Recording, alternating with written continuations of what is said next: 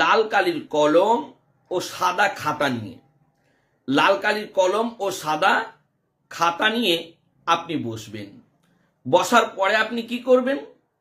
দেখুন আমার প্রাণপ্রিয় বন্ধুরা, স্ক্রিনে যে তাবিজটি দেখতে পাচ্ছেন, এই তাবিজটি আপনি পর পর 5টা লিখবেন। পর পর 5টা লিখবেন। 1 2 3 4 5। এই 5টা তাবিজ আপনি খুবই সহি শুদ্ধভাবে লিখবেন।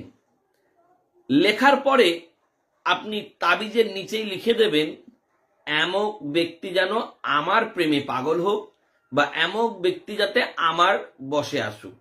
যে টপিকটি হোক আপনি লিখে নেবেন তাবিজের গায়ে। লেখার পরে আপনাকে যেটি করতে হবে, তাবিজগুলি সুন্দর করে মুড়িয়ে নেবেন। মোড়ানোর পরে যে কোনো তামার মাদুলিতে আপনি ভরে দেবেন।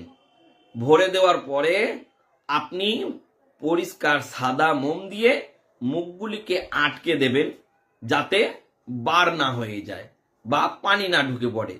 দেখবেন অনেক সময় আমরা ঠিকভাবে মোমটা না ঢুকালে তাবিজগুলির ভিতরে পানি ঢুকে গেলে সেগুলি কিন্তু ঠিকঠাক কাজ হয় না। আর যারা আগুনের তাপ দেবেন মনে করছেন, আপনারা অবশ্যই দিতে পারবেন, কোনো অসুবিধে নেই।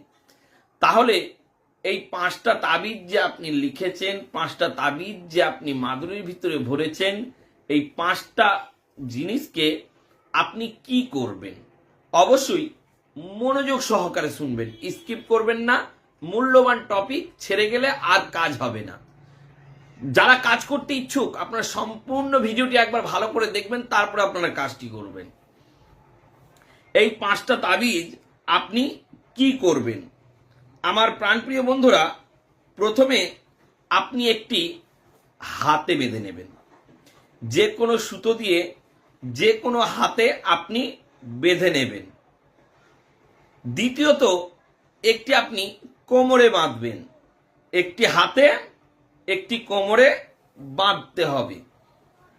আর 3 নাম্বারটি, যে কোনো স্থানে যে কোনো জায়গায়, পুকুর যদি না থাকে গঙ্গা যদি না থাকে নদীতে আপনি ফেলে দেবেন।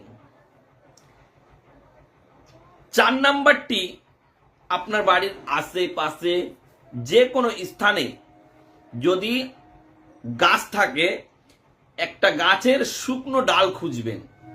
ওই শুকনো ডাল খুঁজে গাছের শুকনো ডালে একটা তাবিজ ভালো করে ঝুলিয়ে দেবেন, যাতে বাতাসে দোল খায়। এই বাতাসে যত দোল খাবে, আপনি যাকে বশ করছেন তার মনে তত উন্মাদ হয়ে যাবে, সে তত অস্থির হয়ে পড়বে। এটি কিন্তু একটি ভয়ানক ও পরীক্ষিতমূলক ব্যাপার।